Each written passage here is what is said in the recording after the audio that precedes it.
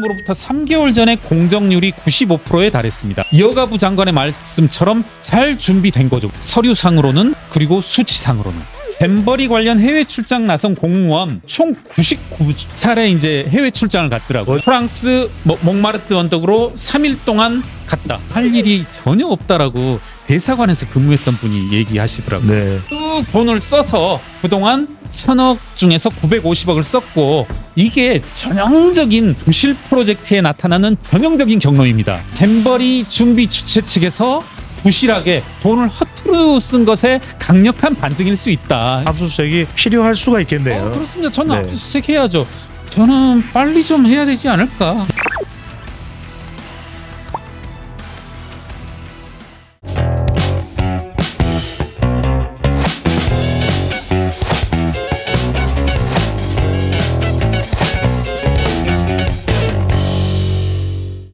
잼버리 관련된 지금 여러 가지 이야기들이 너무 많이 나옵니다.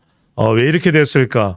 왜 전 세계 외신들이 한국에서 개최되고 있는 잼버리에 대해서 걱정과 우려를 쏟아낼 수밖에 없었던가?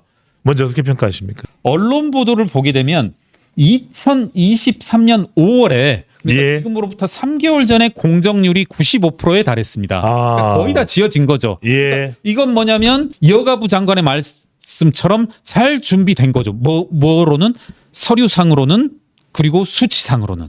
이 95% 공정률이 의미하는 건 뭐냐면요. 총 예산을 분모로 하고 실제로 투입된 비용을 분자로 하는 겁니다. 그러니까 예를 들어 우리가 이 새만금 잼버리와 관련해서 1000억의 예산을 설정했다라면 예. 2023년 5월까지 950억을 쓴 거야. 그래서 수치상 서류상으로는 부안군이 전라북도에, 전라북도가 여가부에 보고한 서류 문서상으로는 아주 잘 준비가 됐다. 말하자면 탁상행정이었군요. 그렇죠. 네. 그런데 이 실상은 뭐로 보여지느냐? 사진이 보여주는 거죠.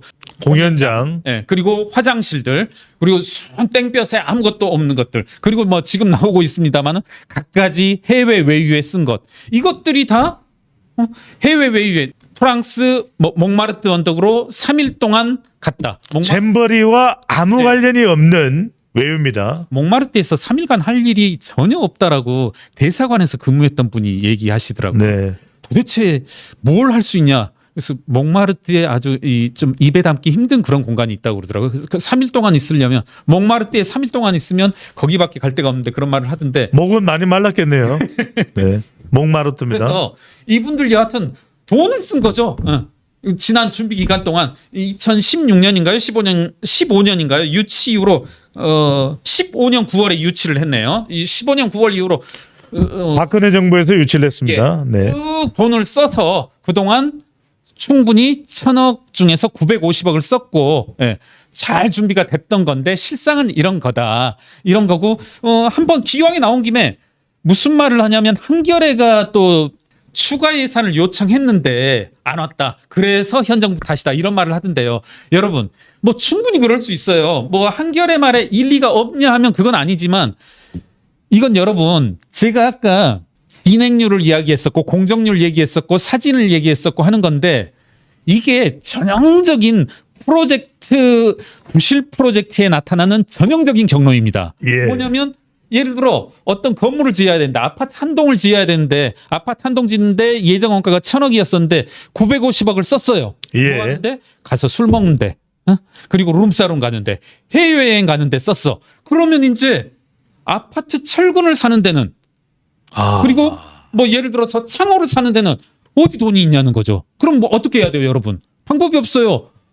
돈 좀 더 올려줘. 예산 올려줘. 그래서 그러니까 탕진해 놓고 예산을 더 달라라고 주장을 했던 거네요. 그렇죠. 이거는 그러니까 한겨레는 현 정부 탓이라고 하는데, 이건 오히려 이건 오히려 잼버리 준비 주최 측에서 부실하게 돈을 허투루 쓴 것에 강력한 반증일 수 있다. 그러니까 회계의 전문가인 김경률 회계사의 말씀을 들어보면 써야 될 돈을 제대로 안 쓰고 탕진했다. 이건 부정부패, 비리 모든 거에 다 포함이 되는 겁니다. 그렇죠. 자, 일단은 12일까지는 그래도 성공적인 마무리를 위해서 최선을 다해야 될 것이고, 자, 13일 어디부터 압수수색이 들어가야 될까요? 저는 지금 이제 그 중앙일보의 보도였죠. 지금 예. SNS도 올렸지만 잼버리 관련 해외 출장 나선 공무원 이 도표가 있는데요. 저는 이런 생각을 해요. 총 99차례 이제 해외 출장을 갔더라고요. 어디 공무원입니까? 전북도가 55건. 그러니까 예. 분모가 99니까 쉽게 퍼센테이지 나옵니다. 55%는 전북도에서 예. 그리고 25차례는 부안군에서 예. 새만금 개발청에서 12차례. 그러니까 이걸 합하게 되면 92%는 사실상 전북 지자체 관련해서 나왔고요. 자, 이 내용을 확인하기 위해서 검찰의 전북도, 부안군, 새만금청에 대한 압수수색이 필요할 수가 있겠네요. 그렇습니다. 저는 네. 압수수색 해야죠. 새만금 땡볕에 가서 공무원이 땡볕에 가서 배수로 시설 점검하고 안 돼 있으면 설치하고 업체 불러서 야 너 왜 이렇게밖에 못했어 쪄야 되는데 이렇게 해서 여러분 돈 얼마 쓰겠어요? 공무원이 새만금 가서 햇빛 쨍쨍 받으면서 제대로 됐는지 점검하고 어쩌고 하면서 쓰는 돈은 0이겠죠. 끼케야 뭐 앞뒤 출장비 뭐 10만 원 20만 원 되겠죠. 그런데 그 공무원이 네. 같은 기간 동안 9박 10일로 프랑스로 출장을 갔다. 열 몇 명 데리고. 그럼 1억을 쓰게 되는 거니까 어마어마한 일을 한 거죠. 자, 지금 김 회계사님의 분석에 따르면 새만금청, 부안군, 전라북도청. 자, 12일이 마무리인데 13일이 일요일입니다. 일요일인데도 압수수색이 들어갈까요? 저는 빨리 좀 해야 되지 않을까. 예. 뭐, 이것들이 참고로 공무원 국외 출장 연수 정보 시스템에 나와 있어서 일정 예. 부분은 출장 일정이라든가 출장 보고서들은 나와 있어서 그래서 어제도 보면 이제 제가 엠팍이라는 곳에서 찾았는데 이렇게 온라인 유저 한 분이 출장 보고서를 뒤져서 이제 쭉 봤는데 9박 10일 이렇게 영국을 잉글랜드를 방문하여서 예. 이제 그 일정 중에 하나가 이제 무슨 스타디움을 방문을 했고 예를 들어 11월 5일 스타디움을 방문했고 그 방문 결과 보고서 내용이 뭐냐면 부안에도 이와 같은 어떤 뭐 축구단을 유치하고 그리고 축구장을 건설하고 이런 것들을 쭉 써놨는데 그게 이제 뭐 잼버리와 아무 상관이 없습니다. 잼버리와 어떤 상관이 있는 건지도 의문이지만 이제 그분이 딱 찾아낸 게 그 해당 날짜 11월 5일 모 스타디움을 갔는데 그날 바로 이제 손흥민의 축구 경기가 있었던 네. 거죠. 주무부처인 김현숙 여가부 장관의 역할에 대한 이야기도 계속 나옵니다. 그래도 김현숙 여가부 장관 뭐했냐? 이 이야기는 어떻게 보십니까? 그렇죠. 저는 여하튼 지금 조직도상에서 최고 책임자는 김현숙 여가부 장관이더라고요. 예. 공동 조직위원장이 총 5분으로 알고 있습니다. 그러니까 김현숙 여가부 장관, 이상민 행안부 장관, 그리고 박보균